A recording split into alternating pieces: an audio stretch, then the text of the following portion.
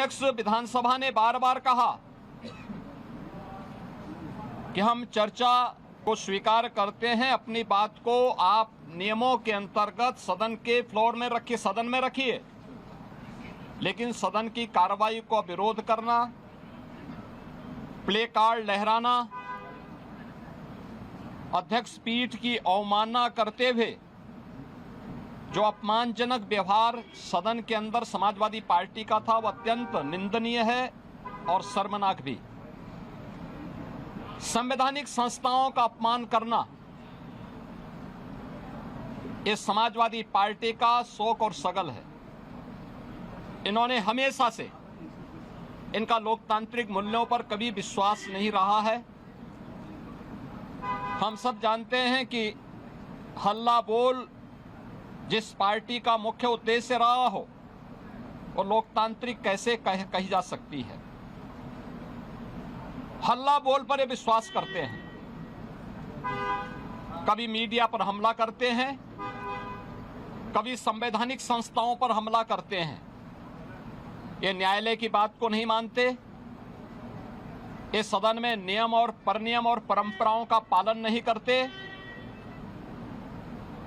ये भारत की संवैधानिक संस्थाओं का अपमान करते हैं, कभी चुनाव आयोग का अपमान करते हैं, कभी किसी न्यायाधिकरण या न्यायालय के अधीन संचालित किसी आयोग में लंबित किसी प्रकरण में जबरन उस प्रकरण को चर्चा के लिए नहीं, लेकिन आरोप प्रत्यारोप के माध्यम से तर्कहीन मुद्दों को उठा करके इनके द्वारा माहौल में केवल नकारात्मक और भ्रामक सूचनाओं का प्रचार प्रसार करने का प्रयास होता है।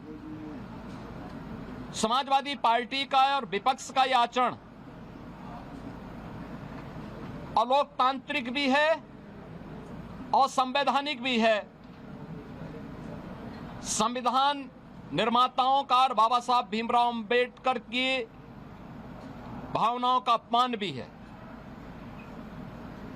मित्रों, हम सब जानते हैं अयोध्या के जिस प्रकरण में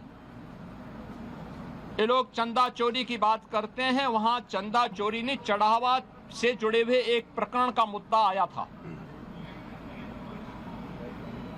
श्री राम जन्मभूमि तीर्थ क्षेत्र ट्रस्ट ने इस प्रकरण में 12 जून को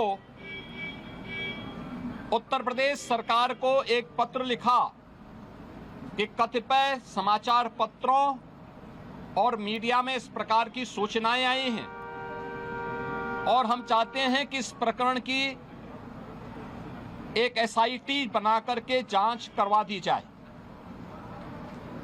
श्री राम जन्मभूमि तीर्थ क्षेत्र ट्रस्ट माननीय उच्चतम न्यायालय के द्वारा गठित एक धर्मार्थ ट्रस्ट है। राज्य सरकार इस मामले में कोई हस्तक्षेप बिना ट्रस्ट के आग्रह पर या माननीय न्यायालय के आदेश के बगैर कोई भी निर्णय नहीं ले सकती थी। ट्रस्ट ने अपील की, अनुरोध किया, राज्य सरकार ने 13 जून को स्वयं उनके अनुरोध के क्रम में एक एसआईटी गठित कर दी, जिसमें सचिव स्तर के एक सीनियर अधिकारी को एसआईटी का अध्यक्ष, आईजी रैंक के एक अधिकारी को उसका सदस्य और वित्तीय मामलों के विशेषज्ञ एक स्पेशल सेक्रेटरी रैंक के अधिकारी को उसका सदस्य बना करके इस एसआईटी को काम दिया गया कि वह अपनी रिपोर्ट उपलब्ध करवाएं, जिससे हम ट्रस्ट को इसके लिए आगे की कार्रवाई के लिए कह सकें।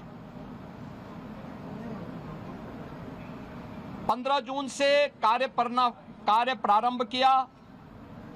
इस पूरे प्रकरण में एसआईटी ने अपनी कार्रवाई प्रारंभ की और 23 जून को उन्होंने अपनी पहली अंतरिम रिपोर्ट प्रस्तुत की। 23 जून की अपनी रिपोर्ट के बाद जो रिपोर्ट एसआईटी ने उपलब्ध करवाई, उस रिपोर्ट के क्रम में उत्तर प्रदेश सरकार ने ट्रस्ट को उसकी सिफारिशों को उपलब्ध करवाया।